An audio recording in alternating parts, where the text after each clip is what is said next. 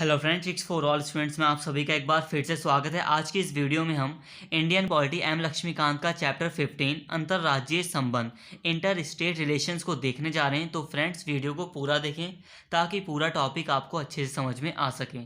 तो फ्रेंड्स, जैसा कि आज के टाइम पर हम जानते हैं कि भारत में 28 राज्य तथा 9 केंद्र शासित प्रदेश हैं, परंतु भारत के प्रत्येक राज्य और प्रत्येक केंद्र शासित प्रदेश की अपनी अलग संस्कृति है। बिहार, उत्तर प्रदेश, हरियाणा, पंजाब, अगर हम गुजरात की बात करें तो इन सभी की जो संस्कृति है वो बहुत अलग है एक दूसरे से। इसी के चलते कई मुद्दों पर इन राज्यों के बीच कई बार विवाद उत्पन्न हो जाता है। कई बार ऐसे विवाद उत्पन्न हो जाते हैं जिसको हल करना बहुत कठिन हो जाता है। कई बार क्षेत्र को लेकर, कई बार जल को लेकर, कई बार अन्य कारणों के कारण कई प्रकार के विवाद उत्पन्न हो जाते हैं। तो भारतीय संविधान में अंतर्राज्यीय सौहार्द बनाए रखने के लिए, मतलब राज्यों के विवाद को खत्म करने के लिए, राज्यों के विवाद के समाधान के लिए निम्नलिखित प्रावधान किए गए हैं। पहला प्रावधान है अंतर्राज्यीय जल विवादों का न्याय निर्णय। मतलब अगर कुछ राज्यों के बीच जल से संबंधित कोई विवाद होता है तो उसके न्याय निर्णय की व्यवस्था की गई है कि किस प्रकार उसको हल किया जाए। दूसरा प्रावधान है अंतर्राज्यीय परिषद द्वारा समन्वयता। दूसरे प्रावधान में ये तय किया गया है कि अंतर्राज्यीय परिषद की स्थापना की जाएगी जिसके द्वारा राज्यों के बीच परस्पर समन्वयता यानी कि संतुलन बनाया जाएगा।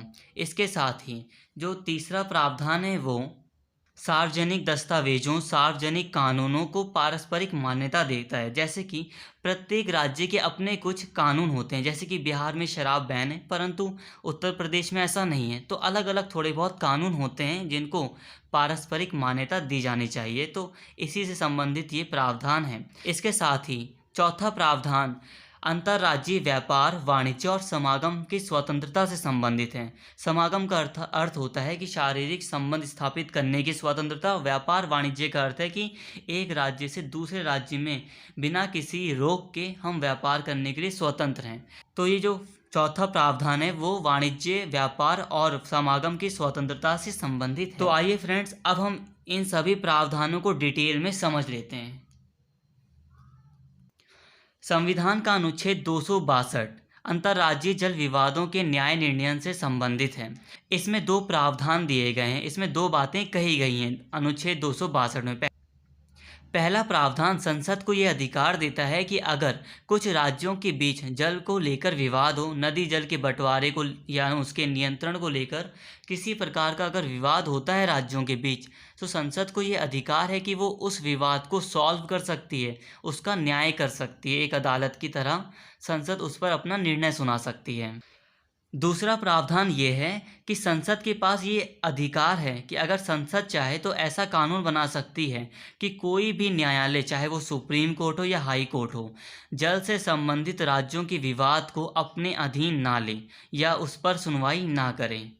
जैसे कि अगर कर्नाटक और तमिलनाडु के मध्य कावेरी नदी जल बंटवारे को लेकर किसी प्रकार का विवाद है और वो चाहते हैं कि हमें सुप्रीम कोर्ट में जाना चाहिए और सुप्रीम कोर्ट में अपने विवाद को हल करना चाहिए, तो संसद अगर चाहती है कि सुप्रीम कोर्ट में वो फैसला ना जाए तो संसद इस पर कानून बना सकती है और सुप्रीम कोर्ट उस मुकदमे को लेने से मना कर देगा और उस पर सुनवाई नहीं करेगा।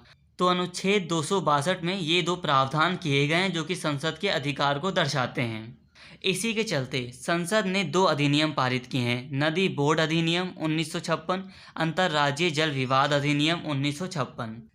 नदी बोर्ड अधिनियम, इसमें अंतर्राज्यीय नदियों, नदी घाटियों के नियंत्रण तथा विकास के लिए नदी बोर्डों की स्थापना के लिए बनाया गया था। नदी बोर्ड अधिनियम की स्थापना इसलिए की गई थी ताकि नदी बोर्ड की स्थापना की जा सके। और नदी बोर्ड की स्थापना कौन करता है? केंद्र सरकार करती है राज्यों की सलाह पर। मतलब जब राज्य कहते हैं कि हमारे बीच इस प्रकार का विवाद हो रहा है नदी जल बंटवारे को लेकर, तो केंद्र सरकार नदी बोर्ड की स्थापना करती है नदी बोर्ड अधिनियम के अंतर्गत। इसका काम क्या होता है नदी बोर्डों का? ये अंतर्राज्यीय नदियों, जो नदी एक राज्य से दूसरे राज्य में जा रही है, उन नदियों, नदी घाटियों के नियंत्रण और विकास के लिए है। दूसरा अधिनियम अंतर्राज्यीय जल विवाद अधिनियम 1956, यह केंद्र सरकार को यह शक्ति प्रदान करता है कि वह राज्यों के जल विवाद के न्याय निर्णय के लिए एक अस्थायी न्यायालय का गठन कर सकता है। मतलब ये अधिनियम एक ऐसा अधिनियम है जो कि केंद्र सरकार को शक्ति दे रहा है कि अगर राज्यों के बीच किसी प्रकार का जल विवाद है तो उसके लिए, उसको सॉल्व करने के लिए, उस पर न्याय करने के लिए केंद्र सरकार एक अस्थायी न्यायालय का गठन कर सकती है जो कि उस विवाद पर अपना फैसला सुनाएगा और उसका फैसला अंतिम होगा और सभी पक्षों को मानना होगा। और जैसे मान लीजिए कि अगर केंद्र सरकार ने किसी न्यायालय का गठन किया है जो कि किसी जल विवाद पर अपनी सुनवाई कर रहा है, तो उस जल विवाद को किसी भी अदालत में आप नहीं ले जा सकते, या कोई भी राज्य उस जल विवाद को किसी दूसरी अदालत यानी कि सुप्रीम कोर्ट या हाई कोर्ट में नहीं ले जा सकते, क्योंकि वो इस अस्थायी न्यायालय के अंतर्गत उसकी सुनवाई हो रही है। तो अभी तक हमने यही देखा कि अगर हम अंतर्राज्यीय जल विवाद है तो उस पर संसद को काफ़ी अधिकार प्रदान किए गए हैं, और उसको सॉल्व किस प्रकार से करना है उसके लिए संसद ने नदी बोर्ड अधिनियम और अंतर्राज्यीय जल विवाद अधिनियम बनाया है। अंतर्राज्यीय जल विवाद के अंतर्गत केंद्र सरकार न्यायालय का गठन करती है जो कि उस पर अपना फैसला सुनाता है। तो अभी तक हमने यहाँ पे ये देखा कि सुप्रीम कोर्ट और हाई कोर्ट की कोई यहाँ पर भूमिका हमें दिखाई नहीं देती है, परंतु यहाँ पर एक पॉइंट आपको नोट करना है, वो ये है कि कई बार जल का जो विवाद होता है वो बहुत हितों से जुड़ा होता है, जनता के बहुत ज़्यादा हितों से जुड़ा होता है, कई अधिकारों से जुड़ा होता है। तो जब ऐसा कोई जल विवाद जो कि बहुत हित और बहुत सारे अधिकारों से जुड़ा हो तो उस जल विवाद को उच्चतम न्यायालय में ले जाया जा सकता है। तो फ्रेंड्स, अब हम बात करते हैं अंतर्राज्यीय परिषद की। अनुच्छेद 263 केंद्र और राज्यों तथा राज्यों के बीच समन्वय या संतुलन स्थापित करने के लिए अंतर्राज्यीय परिषद की व्यवस्था करता है। मतलब आपको इसका कार्य समझ में आ गया होगा कि ये राज्यों के बीच या केंद्र और राज्यों के बीच संबंधों को अच्छा बनाने के लिए है। अगर राष्ट्रपति को ऐसा कभी भी महसूस हो कि अंतर्राज्यीय परिषद का गठन सार्वजनिक हित में है, मतलब इस परिषद का गठन होना चाहिए और ये सबके भले के लिए है, तो वो इस परिषद का गठन कर सकता है। इस प्रकार हम ये कह सकते हैं कि अंतर्राज्यीय परिषद एक अस्थायी परिषद है। राष्ट्रपति के पास ये अधिकार है कि अगर वो चाहे तो इस परिषद के कर्तव्यों, इसके संगठन की, इसमें कितने सदस्य होने चाहिए, इसमें कौन सी प्रक्रिया अपनाई जानी चाहिए, इससे संबंधित जितनी भी बातें हैं उनको निर्धारित कर सकता है। मतलब राष्ट्रपति के पास ये अधिकार है कि वो अंतर्राज्यीय परिषद के कर्तव्यों को निर्धारित कर सकता है। परंतु इसके अलावा अनुच्छेद 263 में कुछ कर्तव्यों का उल्लेख किया गया है जो कि हमारे लिए काफ़ी महत्वपूर्ण है। अनुच्छेद 263 में अंतर्राज्यीय परिषद का पहला जो कर्तव्य है वो ये लिखा है कि राज्यों के मध्य उत्पन्न विवादों की जांच करना तथा ऐसे विवादों पर सलाह देना। इसमें ये लिखा है कि अंतर्राज्यीय परिषद का पहला कर्तव्य ये है कि अगर राज्यों के बीच किसी प्रकार का विवाद उत्पन्न होता है तो उसकी जांच करना कि कौन सा विवाद है, वो आखिर किस विषय पर वो विवाद है, और दोबारा उस पर सलाह देना। ये पहला इसका कर्तव्य है। दूसरा है उन विषयों पर जिनमें राज्य अथवा केंद्र तथा राज्यों का समान हित हो, अन्वेषण तथा विचार विमर्श करना।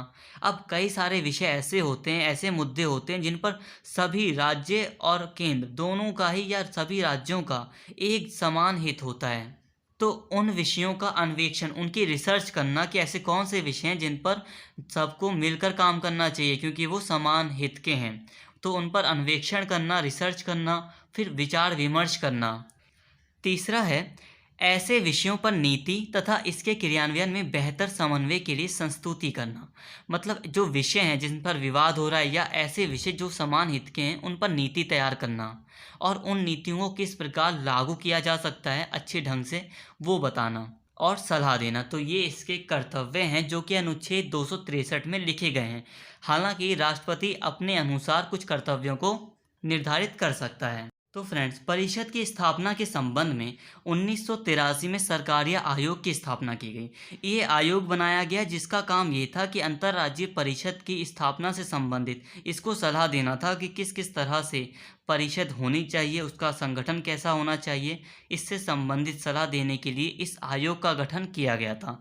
इसने अपनी फिर रिपोर्ट पेश की जिसमें इसने कई प्रकार की सिफारिशें की थी। इसकी सिफारिश थी कि अंतर्राज्यीय परिषद का नाम बदलकर अंतर सरकारी परिषद रखना चाहिए। दूसरी सिफारिश इसने ये की कि परिषद को अनुच्छेद 263 के ख तथा ग में वर्णित कार्यों की जिम्मेदारी ही दी जानी चाहिए। मतलब इसने कहा जो यहाँ पर ये वाला जो कर्तव्य है और ये वाला जो तीसरा जो कर्तव्य है, दूसरा और तीसरा, ये दो कर्तव्य यानी कि ये दोनों कार्य ही होने चाहिए परिषद के। इसके अतिरिक्त परिषद को कोई और कार्य ना सौंपा जाए। तो इस तरह सरकार या आयोग की कुछ सिफारिशों को मानते हुए वीपी सिंह के नेतृत्व वाली जनता दल पार्टी ने सरकार ने 1990 में अंतर्राज्यीय परिषद का गठन किया, जिसमें निम्नलिखित सदस्य शामिल थे। इसके जो अध्यक्ष थे वो थे प्रधानमंत्री, और इसमें सभी राज्यों के मुख्यमंत्री शामिल थे अंतर्राज्यीय परिषद में। इसके अतिरिक्त केंद्र शासित प्रदेशों के जो मुख्यमंत्री थे, जहाँ पर विधानसभा होती तो उनके मुख्यमंत्री भी शामिल थे। और कहीं कहीं पर कुछ केंद्र शासित प्रदेश ऐसे हैं जहाँ पर मुख्यमंत्री नहीं होते, जैसे कि पुदुचेरी। तो वहाँ पर अगर प्रशासक होते हैं तो वो उन प्रशासकों को इस परिषद में शामिल किया गया। इसके अतिरिक्त जहाँ पर राष्ट्रपति शासन लगा है तो वहाँ पर तो मुख्यमंत्री होंगे नहीं, तो जहाँ पर राष्ट्रपति शासन लगा है तो वहाँ के राज्यों के राज्यपाल को इस परिषद में शामिल किया गया। तथा इसमें प्रधानमंत्री द्वारा नामित 6 केंद्रीय कैबिनेट मंत्री भी शामिल थे, जिसमें कि गृह मंत्री अनिवार्य रूप से शामिल थे। और अगर हम परिषद के कार्यों की बात करें तो जो परिषद की यहाँ पर अभी हमने कर्तव्य पढ़े थे, यही इसके कार्य हैं।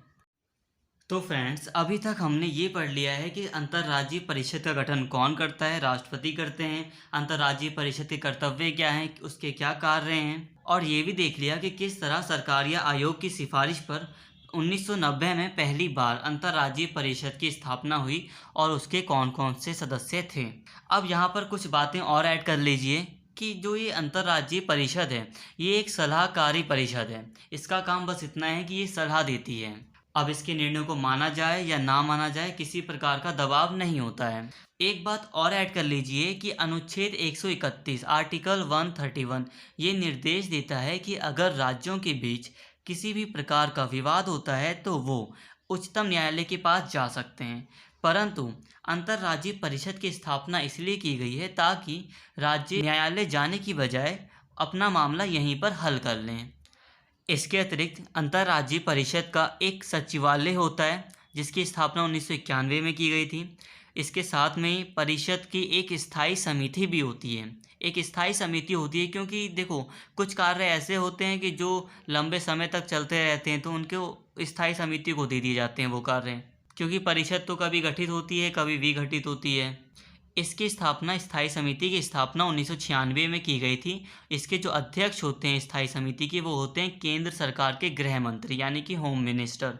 आज के टाइम पर जो क्षेत्रीय परिषद होती है उसके कार्य भी स्थायी समिति को दिए जाते हैं। तो फ्रेंड्स, अभी हमने अंतर्राज्यीय परिषद को समझ लिया है। अब आते हैं हम अपने अगले टॉपिक पर, जो कि है लोक अधिनियम, दस्तावेज तथा न्यायिक प्रक्रियाएं।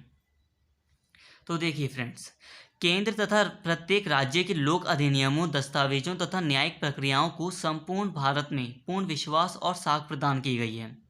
कहने का मतलब यह है, देखो कि अलग अलग राज्य हैं, उनके अपने अपने कानून होते हैं, और जो केंद्र सरकार है उसके कुछ अलग अपने कानून होते हैं। कई सारे केंद्र शासित प्रदेश हैं, वो भी अपने कानून बनाते हैं। परंतु पूरे भारत में इन सभी के कानूनों को पूर्ण विश्वास तथा साख प्रदान की गई है। इसे एग्जाम्पल से समझते हैं। मान लीजिए, सपोज़ आप मान लीजिए कि महाराष्ट्र ने एक कानून बनाया कि अगर कोई भी व्यक्ति महाराष्ट्र में ऑक्सीजन गैस की कालाबाजारी करता है, मतलब गैर कानूनी तरीके से स्टोर कर लेता है ऑक्सीजन गैस को, तो उसे 5 साल तक की सज़ा हो सकती है। इसके साथ ही ऐसा ही कुछ कानून राजस्थान में भी बना है कि अगर कोई व्यक्ति कालाबाजारी करता है ऑक्सीजन गैस की तो उसे 4 साल की सज़ा होगी।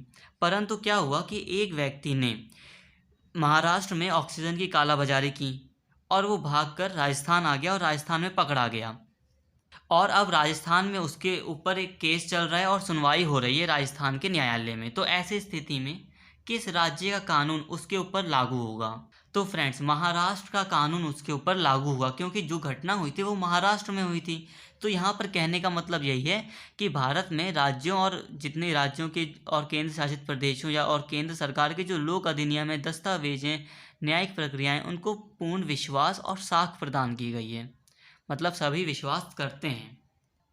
इसके साथ ही इस प्रकार का कोई भी अधिनियम होगा या दस्तावेज होगा, उसके प्रभाव का निर्धारण संसद द्वारा नियम बनाकर किया जाएगा। अब संसद तय करेगी कि एक राज्य का कानून दूसरे राज्य के ऊपर कितना प्रभावशाली सिद्ध होना चाहिए। इस संबंध में समय समय पर संसद नियम बनाती है।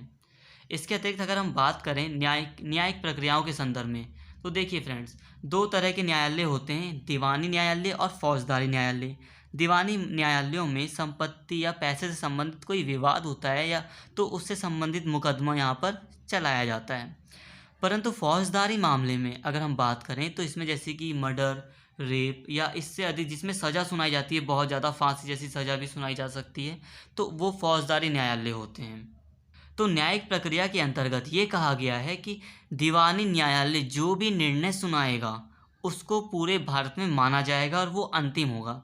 एग्जाम्पल के लिए मान लीजिए कि पैसे से संबंधित आपका कोई विवाद हुआ और आप किसी ज़िले के दीवानी न्यायालय में आपकी सुनवाई हुई और आपको उसका फैसला सुनाया गया, परंतु आप दीवानी न्यायालय के फैसले से नाखुश हैं और आप हाई कोर्ट में अपील करना चाहते हैं। तो ऐसी स्थिति में दोस्तों आप अपील नहीं कर सकते। क्यों नहीं कर सकते?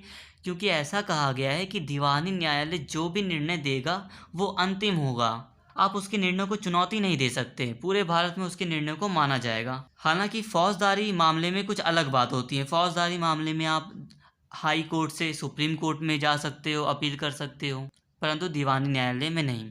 तो यही थी लोक अधिनियम, दस्तावेज और न्यायिक प्रक्रियाओं को पारस्परिक मान्यता। तो अब हम बात करते हैं हमारे अगले टॉपिक की, जो कि है अंतर्राज्यीय व्यापार तथा वाणिज्य। फ्रेंड्स, संविधान के भाग 13 में अनुच्छेद 301 से लेकर 307 तक अंतर्राज्यीय व्यापार, वाणिज्य तथा समागम की स्वतंत्रता की बात की गई है। समागम का अर्थ होता है शारीरिक संबंध स्थापित करना। व्यापार वाणिज्य तो आपको पता ही होगा। फ्रेंड्स, अनुच्छेद 301 घोषणा करता है कि संपूर्ण भारतीय क्षेत्र में व्यापार, वाणिज्य तथा समागम स्वतंत्र होगा, मतलब कि स्वतंत्रता दे रहा है हमें। परंतु कुछ अनुच्छेद, जैसे कि अनुच्छेद 300 से 7 तक वर्णन किया गया है, तो इसी के कुछ अनुच्छेदों में प्रतिबंधों के बारे में भी बात की गई है कि कुछ विशेष परिस्थितियों में इन स्वतंत्रताओं पर प्रतिबंध भी लगाया जा सकता है। तो पहला प्रतिबंध लगाया जा सकता है संसद के द्वारा। अगर संसद को लगता है कि राज्यों के बीच व्यापार नहीं होना चाहिए कुछ समय के लिए, तो वो प्रतिबंध लगा सकती है, या किसी राज्य विशेष में किसी व्यापार पर वो प्रतिबंध लगा सकती है। इसके अतिरिक्त राज्य विधायिका अगर चाहे तो वो भी प्रतिबंध लगा सकती है, परंतु इसके लिए राज्य विधायिका को राष्ट्रपति की पूर्व अनुमति से विधानसभा में एक विधेयक प्रस्तुत करना होगा, और अगर वो विधेयक पास हो जाता है तो वो प्रतिबंध लगा सकती है राज्य के किसी व्यापार पर। परंतु राष्ट्रपति की पूर्व अनुमति यहाँ पर देखने लायक है, मतलब राष्ट्रपति पहले अनुमति देंगे तब भी वो विधेयक लाया जा सकता है। दूसरा प्रतिबंध है कि राज्य विधायिका अगर चाहे तो वो आयातित वस्तुओं पर प्रतिबंध लगा सकती है। आयातित वस्तुएं जो कि दूसरे राज्यों से खरीदी जाती हैं उन्हें आयातित वस्तुएं कहते हैं। जैसे कि अगर एक राज्य में एक वस्तु बहुत ज़्यादा है तो उस वस्तु के आयात पर रोक लगाई जा सकती है। जैसे कि उत्तर प्रदेश में गन्ना बहुत ज़्यादा होता है, गन्ने की उत्पादन बहुत ज़्यादा है, तो उत्तर प्रदेश की विधायिका विधानसभा गन्ने के आयात पर रोक लगा सकती है कि भाई अब दूसरे राज्यों से गन्ना खरीदने की हमें क्या ज़रूरत है, तो कोई भी व्यक्ति दूसरे राज्य से गन्ना नहीं खरीदेगा। तो इस आधार पर विधायिका प्रतिबंध लगा सकती है। तो ये 3 आधार थे प्रतिबंध के मेनली। अब जो है स्वतंत्रता राष्ट्रीयकृत विधियों के अधीन है। अब ये जो टर्म है इसको आप समझिए। जो यहाँ पर स्वतंत्रता दी गई थी कि व्यापार, वाणिज्य और समागम की स्वतंत्रता है, वो स्वतंत्रता राष्ट्रीयकृत विधियों के अधीन है, मतलब कानूनों के अधीन है। जैसे कि अगर शराब बेचने की स्वतंत्रता है तो भाई ये कानून के अधीन है, आपको लाइसेंस लेना पड़ेगा, आपको कानून के अनुसार चलना पड़ेगा आपको। और अगर आप 10 किलो गेहूँ बेच रहे हैं तो आप पर टैक्स नहीं लग रहा, ठीक है, बट अगर आप 100 किलो बेच रहे हैं तो आपको थोड़ा टैक्स भी देना होगा, और अगर आप नहीं देंगे तो आपकी स्वतंत्रता जो थी व्यापार करने की वो छिन जाएगी। तो ये जो विधियाँ हैं वो ये स्वतंत्रता हैं वो राष्ट्रीयकृत विधियों के अधीन है। तो फ्रेंड्स, अब हमारा अगला टॉपिक है क्षेत्रीय परिषद। अब हम पढ़ेंगे कि क्षेत्रीय परिषद होती क्या है। तो बेसिकली पहले ये जान लो कि क्षेत्रीय परिषद का वर्णन संविधान मूल रूप से संविधान में नहीं था। मतलब जब संविधान बना तब क्षेत्रीय परिषद क्या है या इसके बारे में कुछ भी बातें नहीं की गई थी। बाद में एक अधिनियम बनाकर, जिसे राज्य पुनर्गठन अधिनियम कहते हैं 1956 का, उसके तहत क्षेत्रीय परिषद का गठन किया गया था। इसलिए क्षेत्रीय परिषद एक सांविधानिक निकाय नहीं है, संवैधानिक नहीं है, परंतु संविधिक है, मतलब कानून के अनुसार बनाई गई है। तो इसे हम कहते हैं संविधिक निकाय, जो कि इस अधिनियम के तहत बना। अब इस अधिनियम ने देश को 5 क्षेत्र में बांटा, प्रत्येक क्षेत्र के लिए एक क्षेत्रीय परिषद का गठन किया।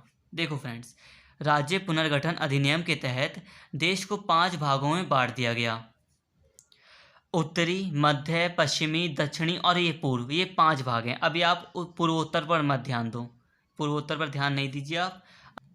तो इन 5 भागों में देश को बांटा और इन 5 भागों के लिए, इन अलग अलग क्षेत्र के लिए प्रत्येक क्षेत्रीय परिषद गठित की गई। मतलब उत्तरी क्षेत्रीय परिषद, मध्य क्षेत्रीय परिषद, पूर्व क्षेत्रीय परिषद और पश्चिमी और दक्षिणी क्षेत्रीय परिषद। और इन एक परिषद में कई सारे राज्य और केंद्र शासित प्रदेश आते हैं। जैसे कि अगर हम उत्तरी परिषद में देखें तो इसमें हमें दिखाई देगा कि जम्मू कश्मीर, हरियाणा, हिमाचल प्रदेश, पंजाब, राजस्थान, दिल्ली वगैरह शामिल हैं। और इसके सदस्यों की बात कर लेते हैं तो प्रत्येक क्षेत्रीय परिषद में, मतलब एक क्षेत्रीय परिषद में, प्रत्येक क्षेत्रीय परिषद में कौन कौन से सदस्य होते हैं। केंद्र सरकार का गृह मंत्री होता है, क्षेत्र के सभी राज्यों के मुख्यमंत्री होते हैं और क्षेत्र के प्रत्येक राज्य के अन्य 2 मंत्री होते हैं। मुख्यमंत्री भी होगा राज्य का और राज्य के 2 अन्य मंत्री भी होंगे। क्षेत्र में स्थित प्रत्येक केंद्र शासित प्रदेश के प्रशासक होंगे। देखो फ्रेंड्स, कहीं कहीं पर केंद्र शासित प्रदेशों में प्रशासक होते हैं, जैसे कि पुदुचेरी, और कहीं कहीं पर चीफ मिनिस्टर होते हैं, जैसे कि दिल्ली में चीफ मिनिस्टर होते हैं और कहीं कहीं पे प्रशासक होते हैं। तो गृह मंत्री, मुख्यमंत्री और 2 अन्य मंत्री राज्यों के और प्रशासक, ये क्षेत्रीय परिषद के सदस्य होते हैं। गृह मंत्री प्रत्येक क्षेत्रीय परिषद का सदस्य होता है, चाहे वो पूर्व की क्षेत्रीय परिषद हो तो वो यहाँ का भी सदस्य होगा गृह मंत्री। प्रत्येक परिषद के कुछ अन्य सदस्य भी होते हैं जो कि सलाहकार सदस्य कहलाते हैं। नीति आयोग द्वारा मनोनीत व्यक्ति, ऐसा व्यक्ति जिसे नीति आयोग ने चुन के भेजा हो। राज्य सरकार के मुख्य सचिव, विकास आयुक्त, ये तीनों ऐसे सदस्य होते हैं जो कि सलाह देने का काम करते हैं। ये मतदान नहीं करते परिषद में। इसके अतिरिक्त फ्रेंड्स एक बात नोट कर लो कि प्रत्येक क्षेत्रीय परिषद का जो अध्यक्ष होता है वो गृह मंत्री होता है। केंद्र सरकार का गृह मंत्री प्रत्येक क्षेत्रीय परिषद का अध्यक्ष होता है।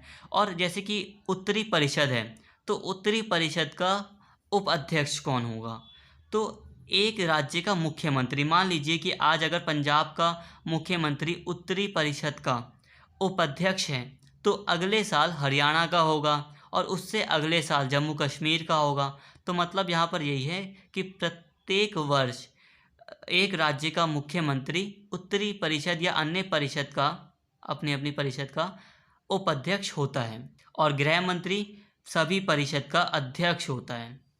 तो आइए फ्रेंड्स, अब हम इसके कार्यों की बात कर लेते हैं। तो इसका पहला कार्य है केंद्र और राज्यों के बीच समन्वय स्थापित करना।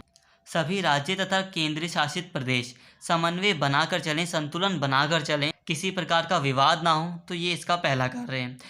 इसका दूसरा कार्य है देश का एकीकरण करना, भावनात्मक रूप से देश को एक करना, राष्ट्रवाद को बनाए रखना और आगे बढ़ाना। इसका अन्य कार्य है मुख्य विकास योजनाओं के सफल तथा तीव्र क्रियान्वयन में एक दूसरे की सहायता करना। मतलब प्रत्येक राज्य एक दूसरे की विकास योजनाओं में एक दूसरे की सहायता करें ताकि विकास योजनाएं सफलतापूर्वक बढ़ सकें। तो फ्रेंड्स, अभी तक हमने क्षेत्रीय परिषद को अच्छे से समझ लिया कि इसका गठन किस प्रकार से हुआ, इसमें कौन कौन से सदस्य होते हैं और अभी 5 क्षेत्रीय परिषदें हैं। अब हम बात कर लेते हैं एक अन्य परिषद की, जो कि है पूर्वोत्तर परिषद। पूर्वोत्तर परिषद का गठन एक अन्य अधिनियम के द्वारा किया गया था। इसका गठन पूर्वोत्तर परिषद अधिनियम 1971 के द्वारा किया गया था। पूर्वोत्तर परिषद में असम, मणिपुर, मेघालय, अरुणाचल प्रदेश, सिक्किम, नागालैंड, त्रिपुरा, मिजोरम, ये राज्य शामिल हैं। इसे समय समय पर सदस्य राज्यों द्वारा क्षेत्र में सुरक्षा तथा सार्वजनिक व्यवस्था के रख रखाव के लिए उठाए गए कदमों की समीक्षा करनी होती है। ये देखना होता है कि सुरक्षा के कौन कौन से या राज्यों के रख रखाव के लिए कौन कौन से कदम उठाए जा रहे हैं, उसकी समीक्षा करनी होती है इस परिषद को। और इस परिषद के कार्य वही हैं जो कि क्षेत्रीय परिषद के कार्य होते हैं। तो फ्रेंड्स, फिलहाल इस वीडियो में इतना ही, और अगर आपको वीडियो पसंद आई तो प्लीज़ चैनल को ज़रूर सब्सक्राइब करें और इस वीडियो को ज़रूर लाइक करें। Thank you.